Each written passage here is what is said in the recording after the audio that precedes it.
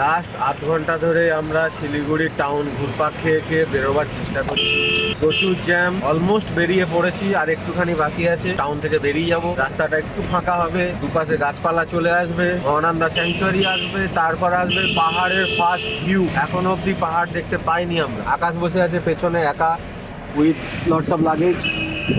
এদিকে লেফটে আছে নীল, মিডিলে আমি, রাইটে আছে মিস্টার আর্কিড, আর সামনে আছে ও ঋতব আর দেখা।